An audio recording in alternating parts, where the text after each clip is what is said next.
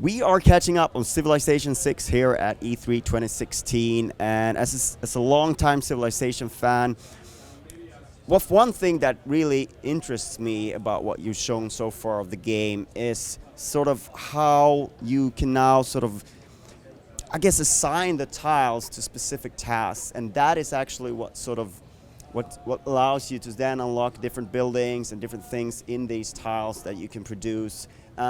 What went into that sort of, it's a major design change for the game. What went into that? We actually have been considering doing something like that for a long time. Even back all the way on Civ 5, we considered moving wonders out of the city.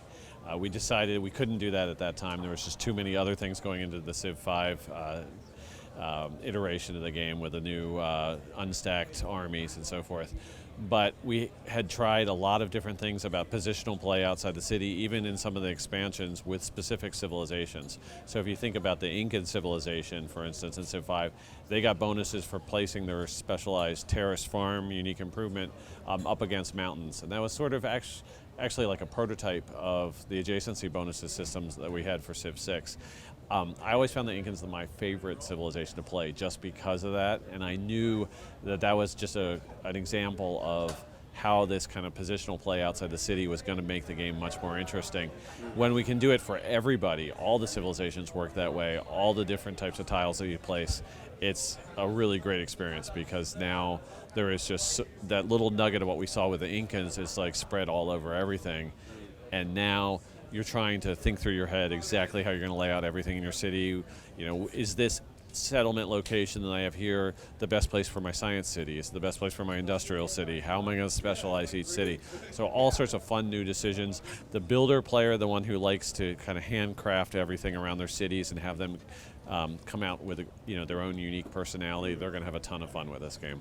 It is, and what strikes me as interesting is that it sort of caters to both things. You could do that sort of approach, but you can also specialize extremely a lot. And what's interesting also with the wonders is that it used to be that, as long as you had it unlocked in the tech tree, it was all about having that production to sort of outpace the others. But now you have to be a little bit smarter about that. There's more steps to it, and which makes it more interesting as well. It's not just about having the production. Yeah, the other big change is the way progression works through a game. Normally it was the tech tree that unlocked everything. We now have a second whole progression tree that's driven by culture, the civics tree, and we've moved about half of the wonders over into that tree. So now if you're that type of player who wants to get all the wonders, boy, it's really, really difficult now because now you have to be beating people in both culture and technology, and you have to find the right locations for them. The wonders have placement requirements. You can't put them all in the same city. You can't just have one high production city that builds all your wonders.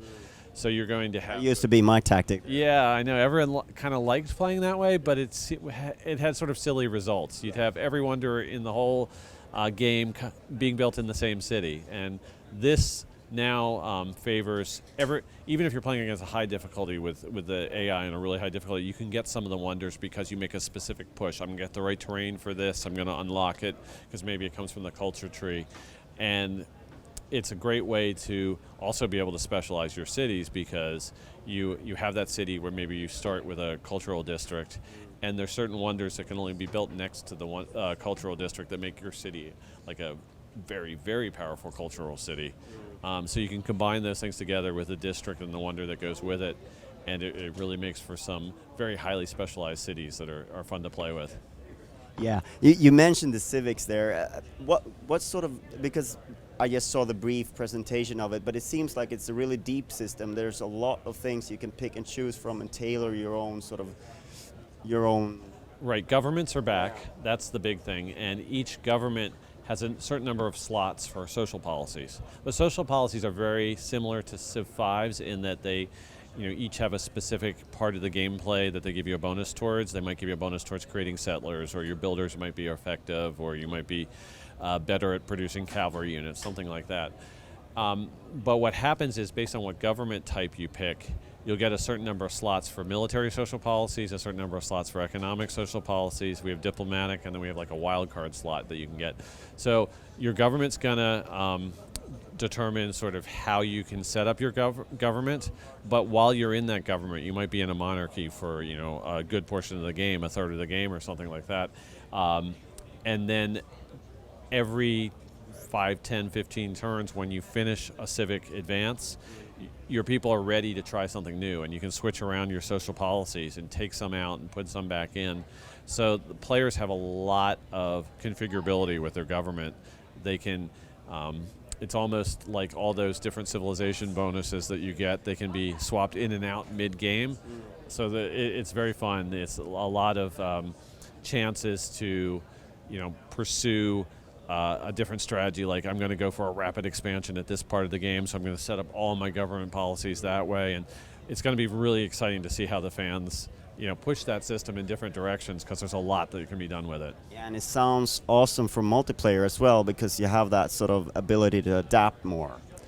You do, and that's one of the things we thought of right out of the gate, is you might even want to switch your government on the fly, and there are ways that you can do that. You can say, I know that I want to be like peaceful. I want to start with like a classical republic. That's sort of our more economic civilization government type in the ancient and classical eras. But you might say, hey, if I have to go to war, I'm going to be willing to turn my government on its head and pick one that has lots of military policies. It usually happens when you go to war, though. It usually Exactly. That's why we specifically set up that system, so that it can react to something like going to war. Cool. One final question that I didn't quite grasp while watching the presentation was how you're switching out barbarians. There are some new things about them. Can you tell us about that? Absolutely. So barbarians, each barbarian camp has sort of a strategic plan that it's running, and it all starts with the fact we added barbarian scouts. And barbarian scouts roam the map looking for targets. And rather than sort of the haphazard roaming that we had in previous Civilization games, once they find a target, they'll go back to their home camp, report in, and tell their friends, where that nearby city that they could raid is. So a barbarian scout might look very safe and innocuous, and like, that's no threat, I'll just let him wander by. But it's actually very dangerous, because if he gets home and brings a whole bunch of his buddies by for a raid, they can do a lot of damage, especially with everything that's outside the city now. Now a lot of your buildings, your science buildings, your industrial buildings, all those things are not protected by being in the city center anymore. So the barbarians can do a lot of damage to you and set you back. And those raiding parties, we've got them set up. They actually are a mixture of melee and ranged units, so that they fight sort of the same way you might fight. And that's a dangerous opponent early in the game that you're going to have to come up with a military plan to defeat them. You can't just say, the barbarians aren't going to hurt me and I don't have any other neighbors nearby, I'll wait to build a military. No, you better build your military right away. All right, thank you so much for your time. I'm looking forward to playing it in October. Okay, very pleased to talk to you today. There's no end to our imagination.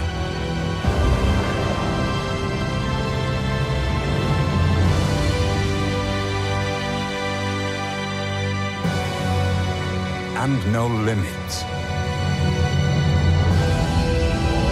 to civilization.